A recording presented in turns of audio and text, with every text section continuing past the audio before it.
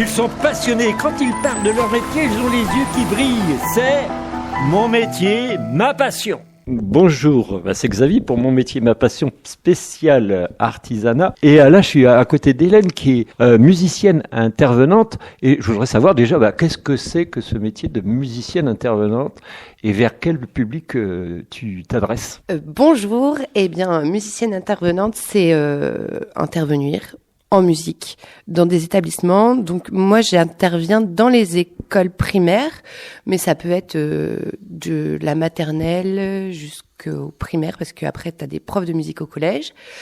Et puis, ça peut être aussi dans des crèches, dans des prisons, dans des EHPAD, auprès de tous les publics amateurs à initier. Alors, tu travailles dans une structure. Est-ce que tu peux nous présenter un petit peu la structure dans laquelle tu travailles et puis sur combien d'écoles tu travailles et qu'est-ce que tu fais dans chacune des écoles? Pas dans chacune, tu vas nous donner 2-3 exemples parce qu'autrement, on va passer la journée là-dessus, je pense. Alors oui, je travaille, donc je suis dans une école de musique. Alors, tu es dans une école de musique. Alors, dis-nous, dans quel secteur géographique c'est déjà? C'est à Menrock, dans le Cogle. Le Coglais. Le Coglais. Le Coglais. Et donc, tu travailles auprès donc surtout d'écoles et où est-ce que tu fais également des EHPAD ou est-ce que tu fais des cours particuliers, je sais pas. Alors oui, je travaille surtout dans les écoles, mais le mercredi, je donne des cours de chant à l'école de musique et des cours d'éveil musical. Alors tiens, par exemple, l'éveil musical, ça s'adresse à quel jeune et qu'est-ce que tu fais quand tu les as pendant une demi-heure, 3/4 d'heure, peut-être, j'imagine. Qu'est-ce que tu fais? Donne-moi un cours en général, comment ça se passe? Eh bien, l'éveil musical, c'est pour les enfants, les petits-enfants jusqu'à 6 ans.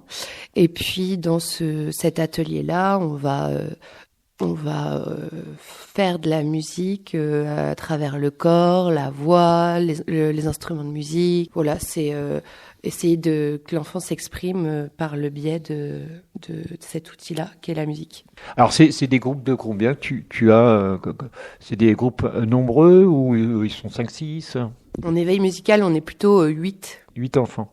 Oui, 8 enfants en moyenne. Tu apportes plein d'instruments, j'imagine, et puis vous faites des choses au fur et à mesure. Vous travaillez la voix, ou c'est du gestuel? Mais on fait plutôt des jeux de musique, un peu comme on pourrait faire en théâtre avec le corps, sauf que là, il y a le son qui rentre. Et donc, ouais, j'ai plein d'instruments, j'ai des percussions, j'ai un piano, une guitare, des accordéons, j'ai des petits appos d'oiseaux, et puis des petites percussions. Ah, en plus, ce sont des jolis objets qui doivent émouvoir ton public, là. C'est vrai que sur les petits-enfants, on a souvent des réactions assez particulières en musique, des rires, des fois ils ont peur. Je sais que l'accordéon, le saxophone, c'est des instruments qui des fois les fait pleurer tellement ça vibre, ça doit faire des choses particulières dans leur corps. Et puis aussi quand il y a trop d'émotions, les enfants tombent souvent. J'ai souvent des enfants qui se jettent par terre.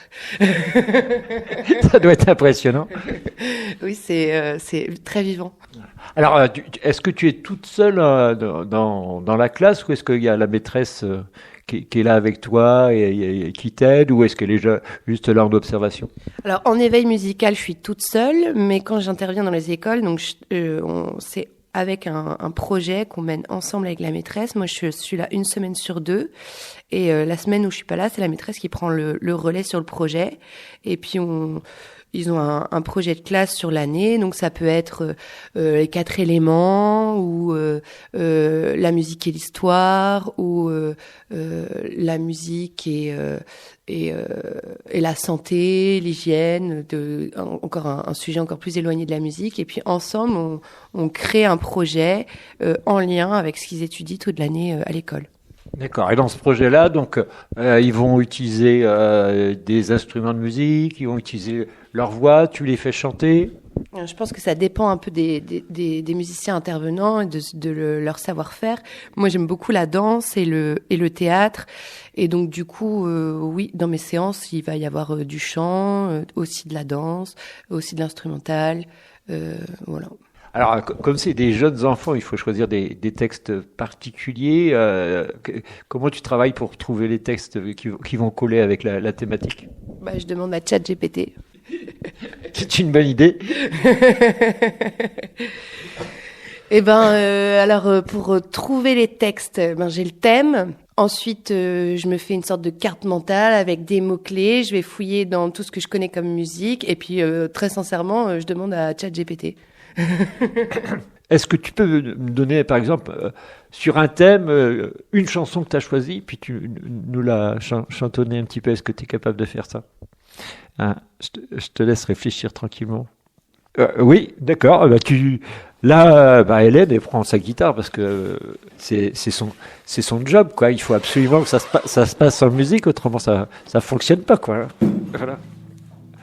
On la laisse s'installer tranquillement. Alors, elle met, je sais plus comment ça s'appelle, ce que tu mets là, c'est le capodastre. Le capodastre. Ça sert les pains, Je vais pas faire avec la guitare parce que ma guitare n'est pas accordée, ça va prendre 3 pouces. Hélène, elle prend sa guitare et puis comme elle n'est pas accordée, ça ne la dérange pas du tout. Elle la retourne et puis elle va nous faire ça en tapotant dessus. On va voir ce que ça donne. Alors, on a un projet, c'est les musiques du monde. Donc là, je vais vous proposer une petite chanson en portugais du Brésil. C'est une ciranda, voilà, qu'on fait avec des enfants du CP jusqu'au CM2.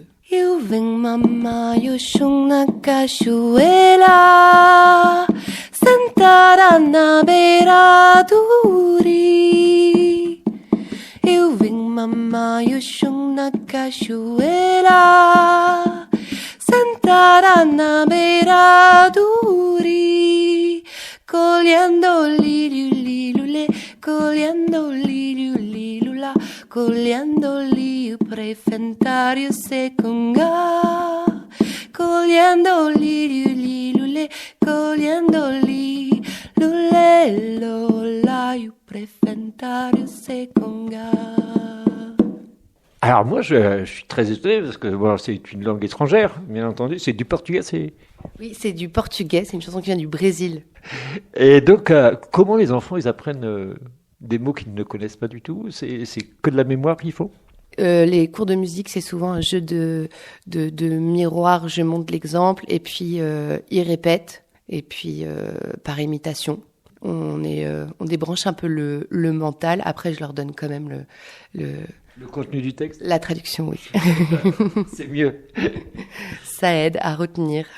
Il y a des enfants sans doute qui n'ont pas envie de chanter ou tu arrives à tous les entraîner dans quelque chose qui est du domaine artistique? Eh bien, oui, il y en a qui n'ont pas envie, mais vu qu'on est tout un groupe en train de faire tous la même chose, souvent ça emporte. Mais après, on est à l'école, donc à l'école, on est censé faire ce qu'on nous demande de faire, malgré le fait que les enfants ont beaucoup changé, je trouve.